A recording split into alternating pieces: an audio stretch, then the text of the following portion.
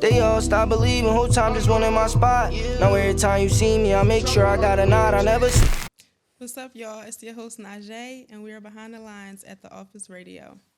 Tonight, we're sitting down with Lil Zack, not to just discuss music, but the journey behind it. So we're going to start from the top. Let's get it. All right, tell me what childhood was like for Lil Zack. Childhood for Lil Zack was it was fun, wild, bad, dirty. It's fucked up. What part of the city you from? I'm from North, Okay. but let me state this now. I'm from North, but I run the Northeast, Gotcha. Longcrest to be exact. Great. So what was a regular morning like for you? Let's go with school mornings. Like, how did those mornings look? When you woke up, did you have breakfast on the table, school clothes laid out? How did that go? Fuck no. We used to just get up, go to school, eat at school. Mom Dukes have. If she was getting food stamps and shit like that, we might eat breakfast and all that. But other than that, we go to school, eat, come from school, find something to eat. I ain't gonna say Mom Dukes ain't never just cooking none of that, but we was fucked up for real. We ain't really. Okay. All right. And what type of student were you in school? Did you like school? Fuck no. No. I was bad as shit. Class clown. I stayed suspended, stayed out of school, skipping school, got locked up in 7th grade. I was burnt out. Okay. Did you have girlfriends in school? Yeah, a Yeah. lot of girlfriends in school. Anything you tough. looked forward to going to school? Girls, That's it. yeah, A distraction. girls. All right. So where did your love for music come from? Like, when did you become passionate about music? A lot of people don't know this, but my dad was like into music. My dad used to sing in church and all that. I used to go to church with my dad, singing and all that. Then as I got older, I started being in the streets. And I just started rapping. So But the guys made me know I could rap. I didn't know I could rap at first. how did they know? We used to all be high, just rapping. Me, Ray, Walk. Be high, sitting in the car, putting on beats, rapping for hours. Then rewind up booking a session. After that, it was over. All right. So it started off as some band shit. Mm-hmm. Gotcha. All right. So when did you actually start taking it serious? Like, oh yeah, this something I want to pursue. Probably when I met my old manager. E, cause he was like, he had the bag. You feel me? So we was just doing shit, not even knowing what we doing. We just doing shit, shows, studio every day. We just doing it. To the point it was like that shit was like regular. Then by the time I dropped, I ain't even know I was so hot. When I dropped, that shit just went crazy. Like my first song I ever dropped, Stand Down, that shit went crazy on its own. Like no promotion, none of that. A lot of positive feedback. Yeah, a lot of positive feedback off the rip though. Okay. So you talk about humble beginnings. What did the bottom really look like for you?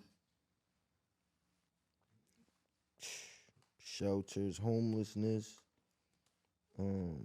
house to house, young, being bad as shit, getting kicked out my house. And you said how many siblings you have?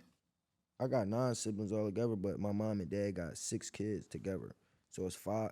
I got 5 siblings, 6 including me, that all grew up in one house.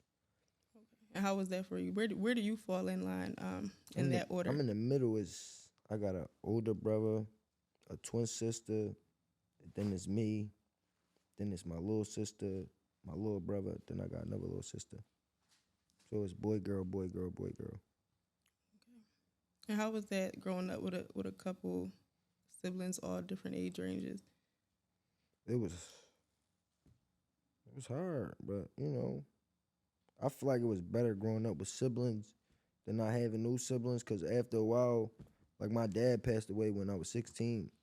Okay, I'm sorry to hear that. My other siblings was younger. Some of them was the same age as me. So I feel like if we didn't have each other, it probably would have been worse. Mm-hmm. I don't know. I can understand that.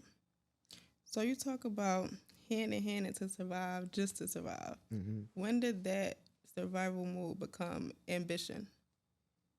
After my dad passed away, Okay. because I already was outside. But after my dad passed away, I was feel like it was like more serious. Like I dropped out of school and all that. It's like outside on the block all day long. Some days don't make shit. Some days you make $20. I'm giving that shit all to my mom. Feel me? The biggest lesson I had to learn the hard way. Just cause it glitter, it ain't gold. Elaborate. Like growing up, I used to think like a lot of the shit that was glorified or was cool was so thorough. Or certain motherfuckers that I looked up to, like they so thorough. Then I got older, I'm like, he's a fucking weirdo. He has nothing going on. He has no money. You feel me? Shit like that. You just never know. Mm-hmm. You once had to sell a Rolex. Yeah. What did that do to your ego? A lot. That shit hurt my pride, cause I went from being a nigga to having my way, my whatever I wanted to do, however I wanted to do it. I went from being that guy to being damn near fucked up to a position I'm was forced to. You feel me? I damn near was forced to sell a Rollie. But it's like, if you a hustler, you know that shit come with it. It's either you sell certain shit to get back, you gonna do certain shit to get back, or you just gonna stay fucked up in the hump. Sold the Rollie to get back. All right, your opening line. They all stopped believing whole time just wanted my spot. When did you realize envy was around you?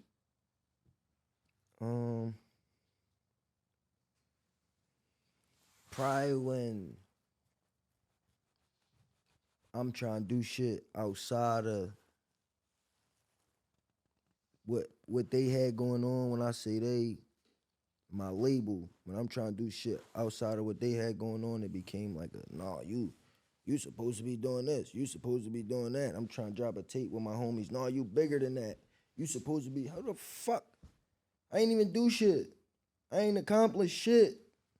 I got a song with Lil Baby and niggas thought I was famous, like I was not supposed to talk to him, don't shake his hand, don't be friends with them, don't be cool with them, don't go there, you can't go here. Who the fuck am I? All right, let's talk about it. How did the song with Lil Baby come about? It's a long story, but we was running around in Atlanta, and I wound up getting tied in with some of Atlanta Lil Baby folks that's in Atlanta. Long story short, we was doing business, and they wound up telling me like Baby was they folks or whatever the case may be. I asked them what they wanted for the feature. They told me what they wanted for the feature. I'm like, bet. I talked to my folks. He said, come on, let's do it. We did it.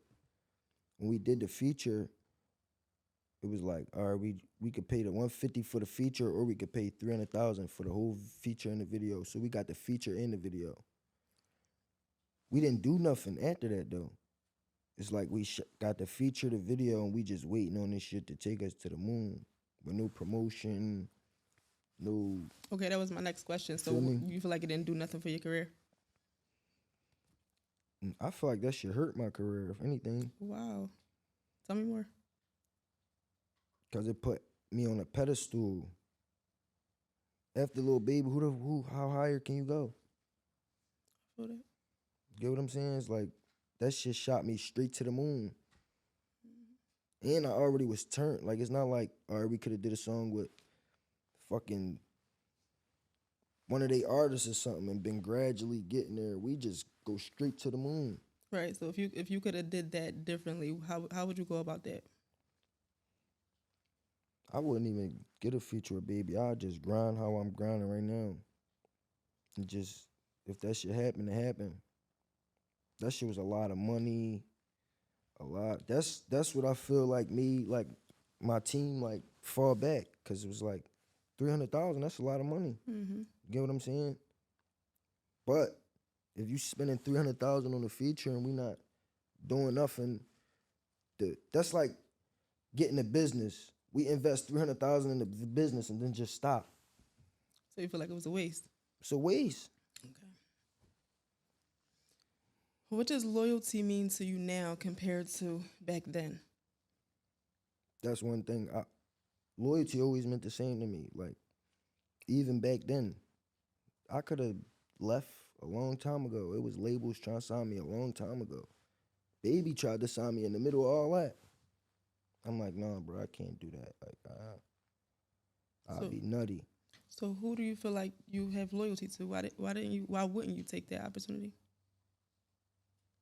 Cause I was loyal to the team, what we built, or what I thought was a team, or what I thought we built. You get what I'm saying? Okay. Why was it hard to cut people off who wronged you? Cause when you go through so much with motherfuckers, and motherfuckers be there for certain shit, you start feeling like you owe them or you supposed to be there. You get what I'm saying? Like, damn, they was here for this. He did do this. He did do that. He did do this. He did do that. You get what I'm saying? Me, I'm honest. You get what I'm saying? So I'm not gonna say, oh, you did this one wrong thing. You, fuck you. Cause you done did a million thorough things too. Right. It depend on how big that one thing you did was fucked up. It depend on how big it is. Like with me, I can't speak for everybody else. Do you feel like being a genuine person makes you vulnerable? Yeah, How do you maneuver that? How do you keep your boundaries in place? you just stay away from people. Okay. That's why I don't be trying to have no new friends. I don't got a million rapper homies. I be trying to stay with the same people. Cause not like that. I seen how niggas treat you when they feel like you're on top of the world, and then I see how niggas treat you when they think you lost it too. Mm-hmm. Get what I'm saying? Niggas that feel like, oh, he lost it. That you start coming back, niggas start DMing you. Niggas ain't DM you in 2 years. Yo, bro, I see you on some shit. I'm proud of you. So you witnessed the shit I firsthand. seen it. Okay. All right. How has fatherhood shifted your priorities? How has fatherhood shifted my prior? It shifted my life. Cause like before I was a little wild. I was like wild, burnt out. Now I just be chilling. I be trying to be with them if I ain't with them in the crib. If I ain't in the crib, I'm in the studio. So I don't be trying to go outside the clubs. It's not me. I'd rather be put up, trying to make something happen. You say Allah knows best. How does faith guide you when everything feels unstable? Um, I just feel like if it's stuff that I can't handle, I know God got it. Like, cause I be tired of stressing over stuff I know I can't control. That's what we do all the time.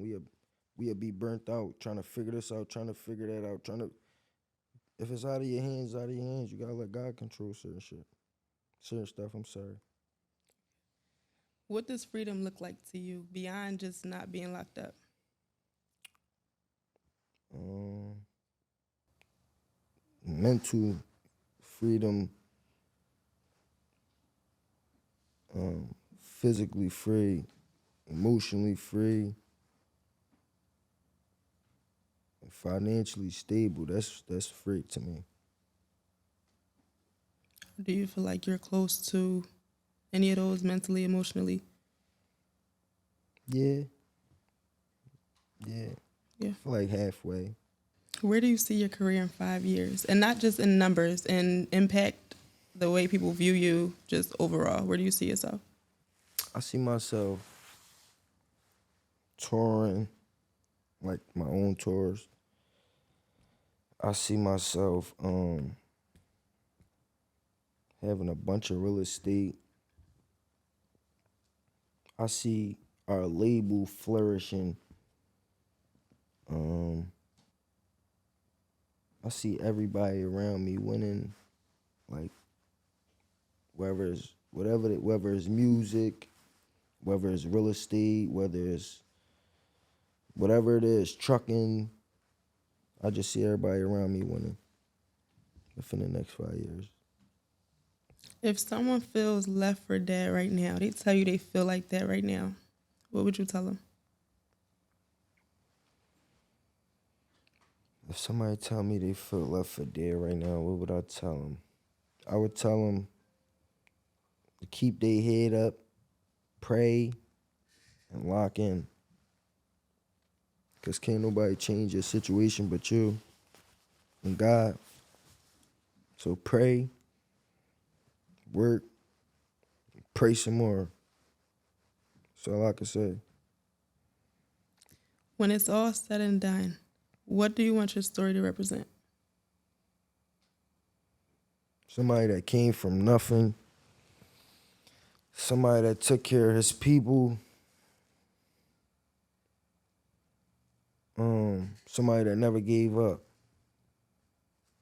That's what I want my story to represent.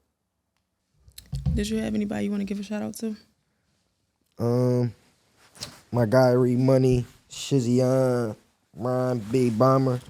This is what we on right now. We got the merch, the Only Rolling with the Bomber merch. You feel me? We got the scrunchie, the flare, we about to have a whole bunch of different colors. Go to the website, onlyrollingwiththebombers.net. Onlyrollingwiththebombers.net. ORWDB.net. And go shop, man. We gonna have a whole bunch of new merch up there for y'all. Come tap in, man. I appreciate y'all. All right, y'all. That was Lil Zack with Risk, Resilience, and Real Life. Go run his numbers up and keep the conversation going. Y'all can find him on Instagram. What's your Instagram? Lil Zack, that one. And I'm just saying what's on my mind, man. All right, y'all. That was Behind the Lines of Left for Dead, the Office Radio. Gang.